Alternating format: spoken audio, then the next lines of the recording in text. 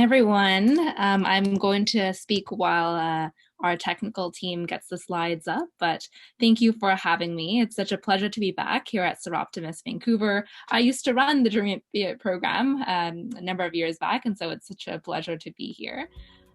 So thank you for that lovely introduction. I'm gonna just talk a little bit about S.T.E.M during my talk, but also about my own journey to finding my voice, really believing in myself. And making space for me in a career that is very much still male dominated.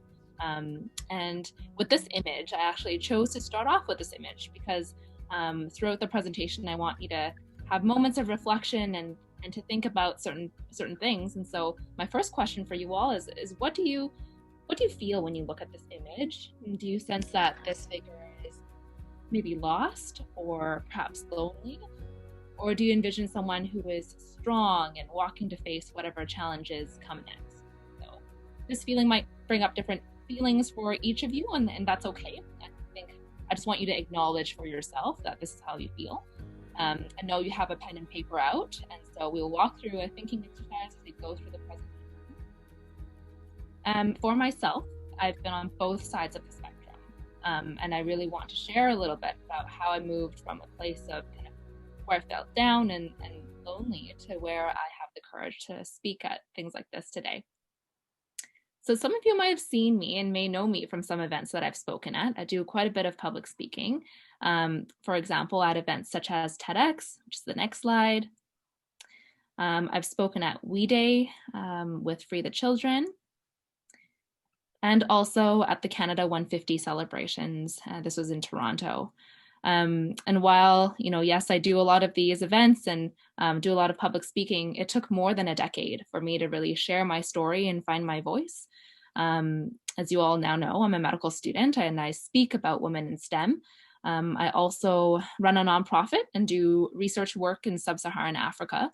And I've had a chance to share all of this on stages across the world. But today I want to really take you all back to about a decade ago, and then to where and how I've learned these things along the way. So I want to take you all back to elementary school, so grade 5 to be exact. Now, elementary school was supposed to be a time of fun and friends and belonging, a time when life was not so complicated, when school really consisted of recess and PE and silent reading and all the fun things that you might remember. And for the majority of my childhood, that was the case until grade 5. I was like just, any other kid. I loved being on the playground. I loved running track and field after school and just having fun. And then one day I started receiving these questionable looks from my friends. They started talking behind my back and whispering things that they thought of me. I brushed it off. I didn't think it was a big deal. But the pattern kept on repeating itself. And it was only when a parent then came to talk to me that I noticed that something wasn't quite right.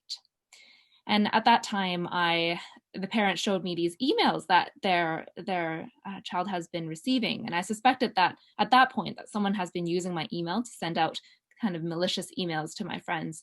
And suddenly I found myself quite overwhelmed, alone, and very much an outsider at school. I didn't know who to reach out to or where to turn. I actually didn't even know how to change my password. I think that was like internet just was out and available for everyone. So it was very much not a technological wizard by any means. And as time went by, I started receiving kind of emails back, kind of hate mail filled with mean name calling and rumors about who I was.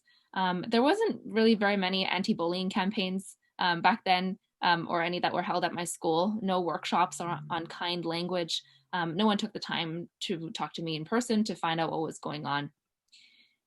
And for the next 2 years, I just decided to pour myself into my studies as a coping mechanism. I convinced myself that, these friendships are really tough and there was no one really there to help me and I would just work on myself.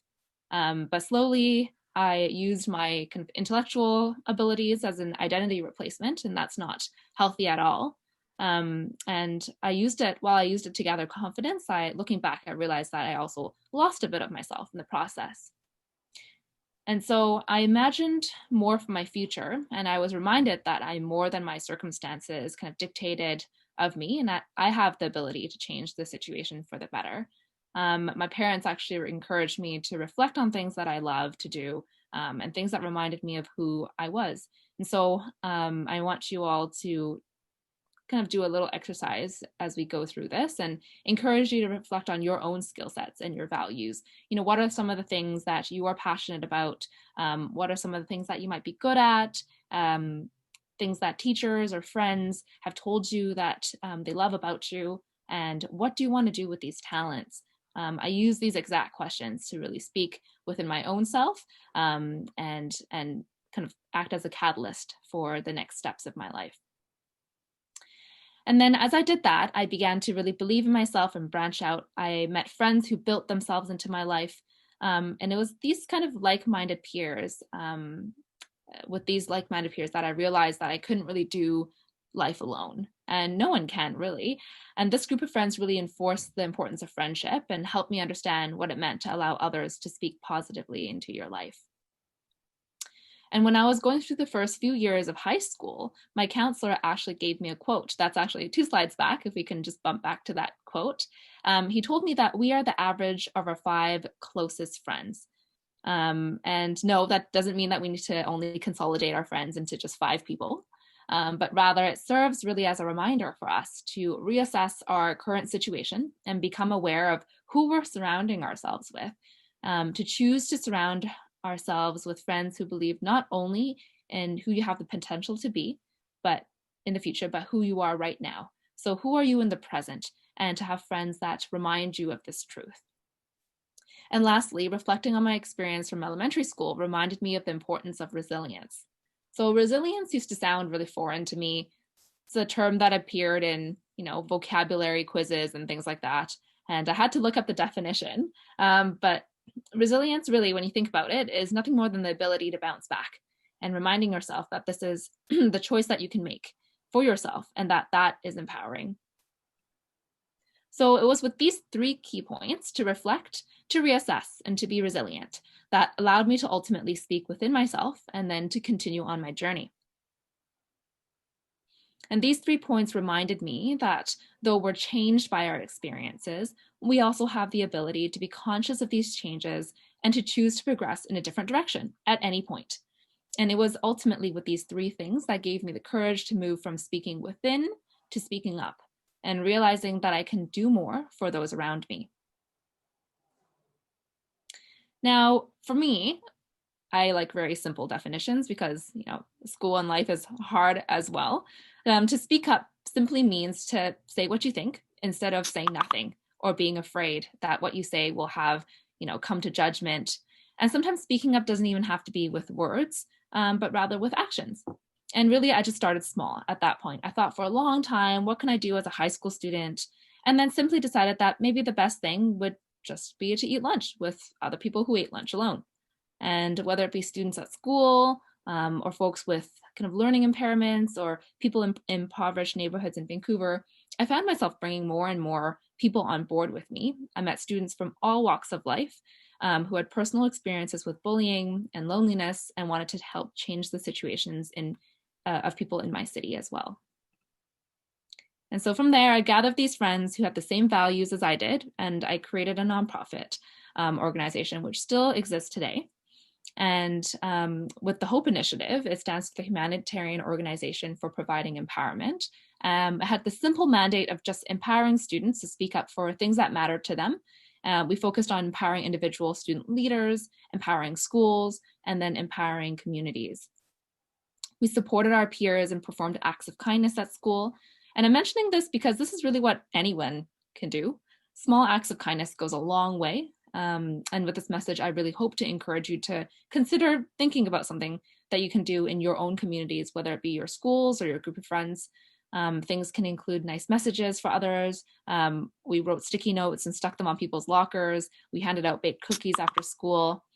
And later on, as I continued on in my journey, I then started to host conferences for women in school communities and invited guest speakers to speak about their journeys. And as I built confidence, my own confidence by speaking up, I also saw the need for me to speak out. And so this is another thing. When I imagine people speaking out, really what comes to mind are protests or large rallies or movements. And while this can be one description of what it means to speak out, it can also be a little bit intimidating. And I looked up the Merriam-Webster definition, and they describe speaking out as this: just to speak boldly about an issue, to express an opinion frankly. There's nothing in there about protesting or large crowds, but simply an encouragement to use myself as a sounding board for things that maybe aren't right. And I use the differentiating factor between speaking up and speaking out. That is the presence of an active issue that we're speaking out about. And this came up rather naturally for me, and this is where I'm going to start talking about my STEM journey. When I did these workshops with H.O.P.E and with my nonprofit and other groups, I realized that a lot of girls struggle to find support going into traditionally male-dominated sectors. Girls still report inherent gender biases that prevent them from considering these careers in their future. And as a medical student, I was always excited about STEM and really made it my goal to encourage more women and girls to enter this very exciting field. And throughout history, barriers have prevented women from holding occupations equal to that of their male counterparts. But really now is the time, and you can challenge this reality.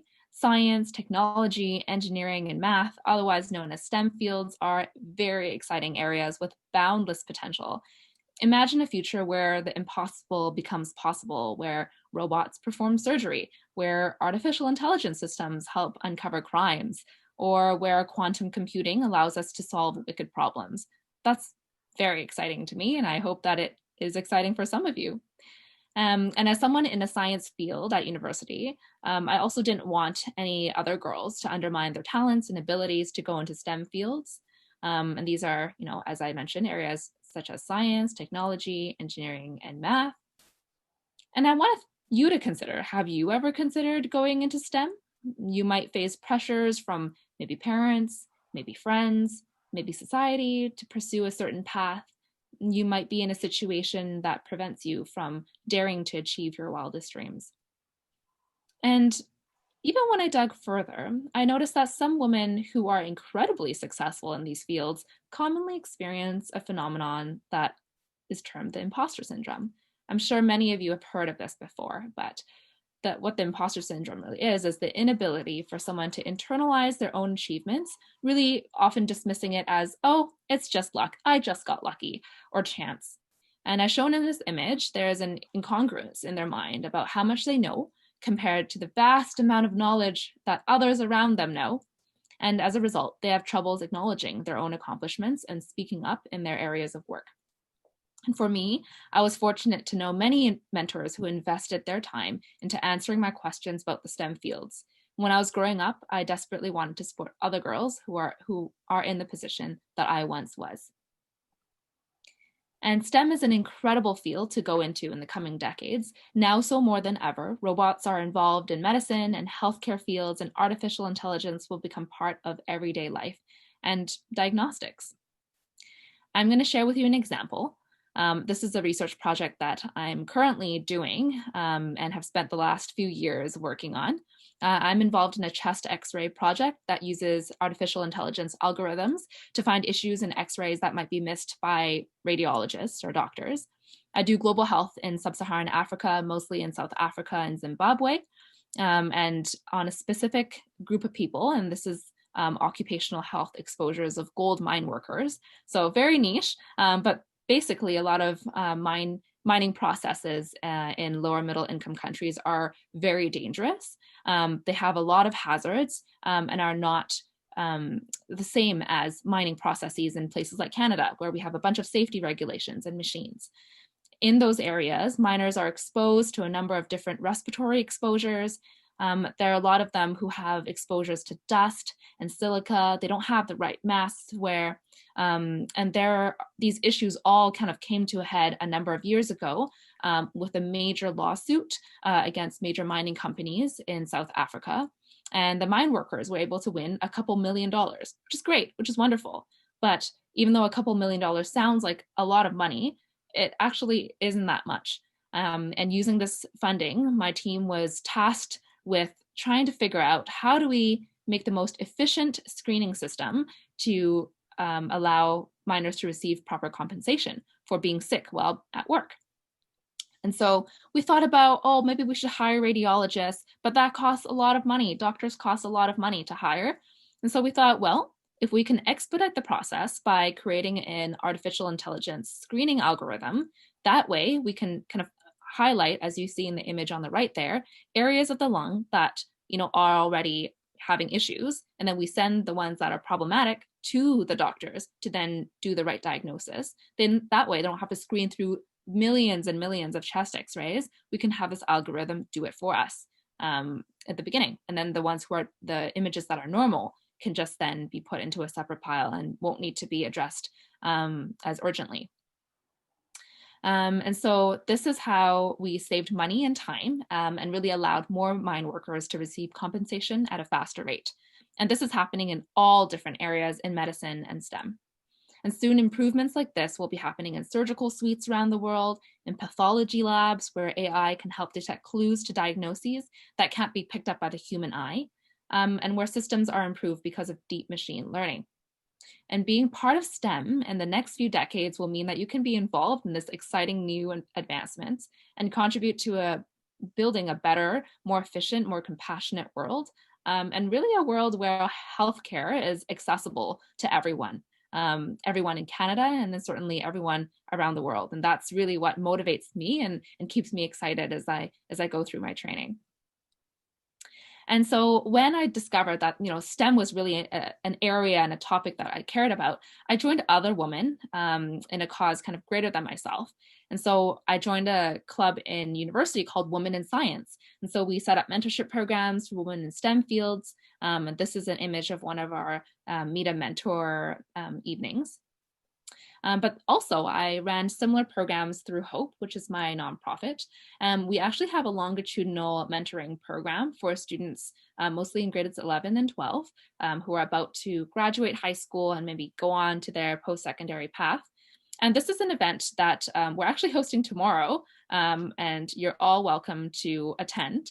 Our website is on the right there. You can take a look after the conference today.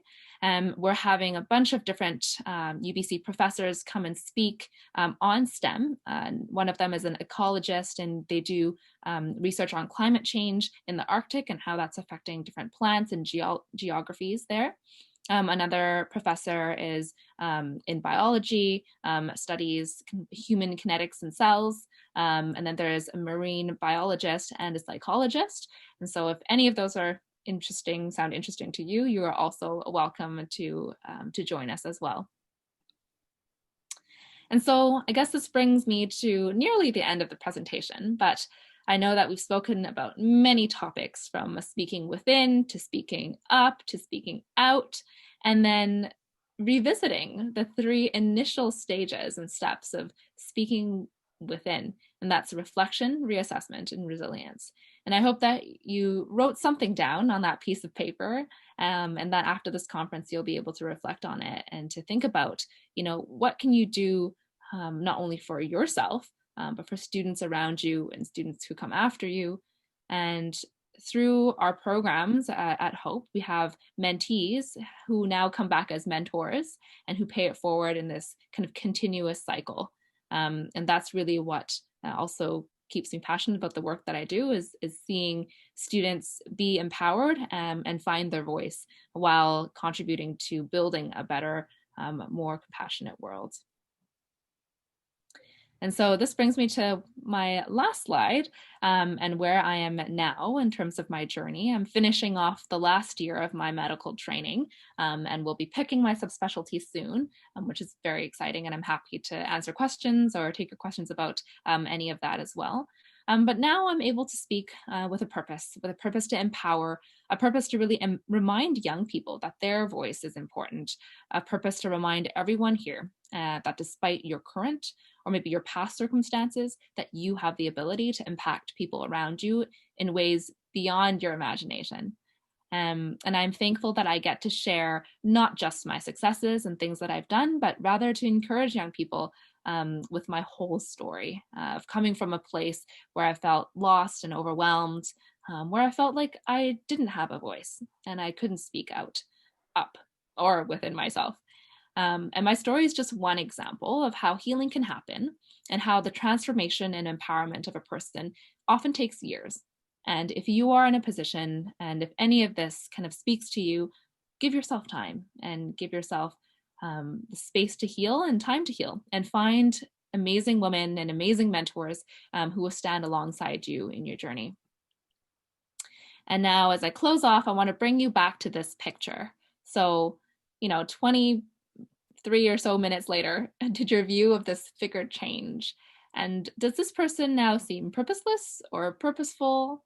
And the reason why I love this exercise is because how we choose to see this image says more about how we see the world than what is actually depicted in the image itself. And this is a powerful reminder of how our perception shapes our thoughts, our behaviors, and eventually our actions. So if you are currently in a place where you feel maybe a little lost, a little discouraged, know that there is more to your life than what you can see right now, and that you can reach out for help. You have the power to take control and to use your circumstances as a launching pad to speak with a purpose and to help everyone around you. So thanks. I'm happy to leave some time for questions because I think that that's, the discussion is the most amazing part always. So if you have any questions, feel free to plump them in the chat or you can raise your hand. And if you don't feel comfortable speaking kind of openly, you can also message me in the private messaging function in Zoom as well.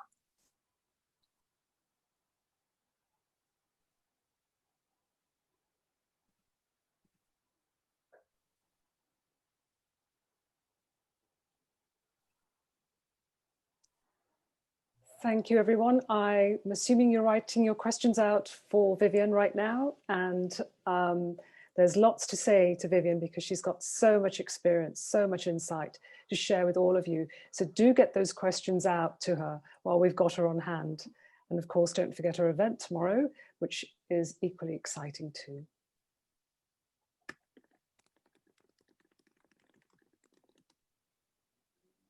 Yeah, and if anyone, while you're writing your questions, if there are questions or not, it's totally okay as well. If anyone is in grade 11 or 12 and are interested in getting a mentor for the year, you can also go to that same website and sign up to become a mentee. Everyone gets a mentor who is in post-secondary institution that matches their kind of wishes for their own future, and then we mentor throughout the entire year. Okay, so some questions. How did you know you wanted to go into STEM? Great question. I think I've always been very curious as a kid, and I've asked questions. I remember being in the car with my dad, and then I would say, hey, what makes the traffic lights turn color? Like why, like how does the electricity work? Questions like, oh, why is the sky blue? Why, like how do our bodies work? Like how come I can learn how to play the piano, and how come my fingers remember where to put my fingers when I play the piano? And so it's really these questions where I needed to find answers, and then I tried to figure out which field would let me find answers. And really in STEM, that's what you're trying to do. You're trying to use these scientific processes to make sense of your world. And I think that's so exciting to be able to answer your own questions. And now for me, to be able to create projects that answer the questions that I have. So with this, chest X-ray project is, how many mine workers who, work and spend their whole life digging for gold, how many of them get affected by lung cancer? How many of them get affected by diseases like tuberculosis? And then what can we do to stop that from killing people? And I think STEM allows me to do that, and that's what I loved. Website URL, I can provide it here.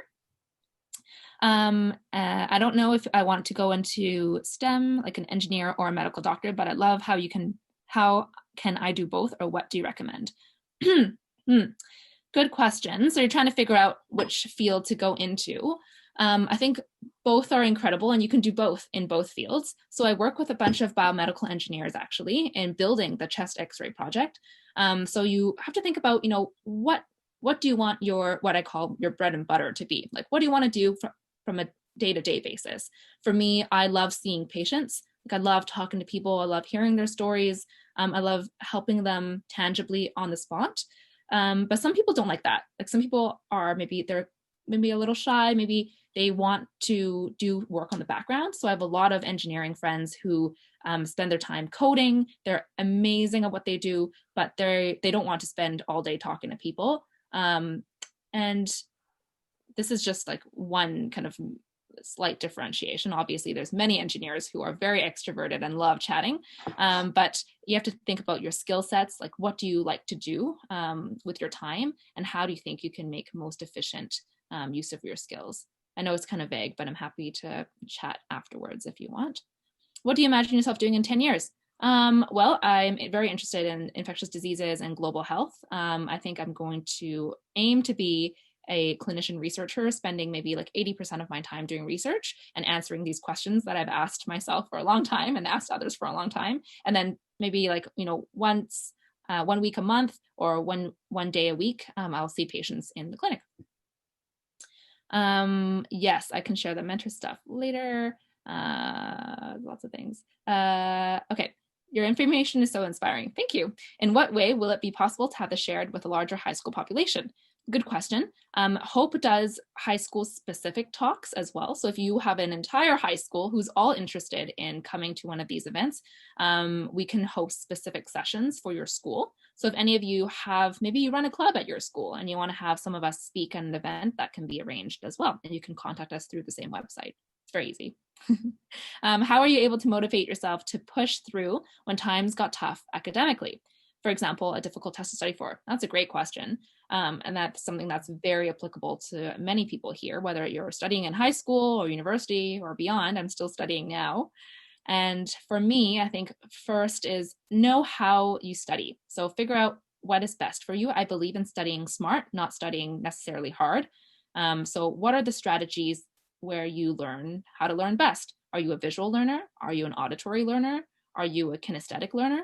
So some of my friends, they just listen to the lecture over and over again and they take notes, and that's enough. Me, for the life of me, if I just listen to something and I can't look at anything, I will not remember a single thing. And so for me, it's really important to have visuals. So I like diagrams, I like to draw little flow maps. And then when things got rough academically, like I didn't do well on a test, I have this rule where I give myself 24 hours, so one whole day, to either cry and be sad and like just feel bad for myself. And then when things are going well and when I celebrate, I have the same rule. I still have 24 hours where I celebrate. I, have brunch with my friends and we celebrate success. And then the next day you move on.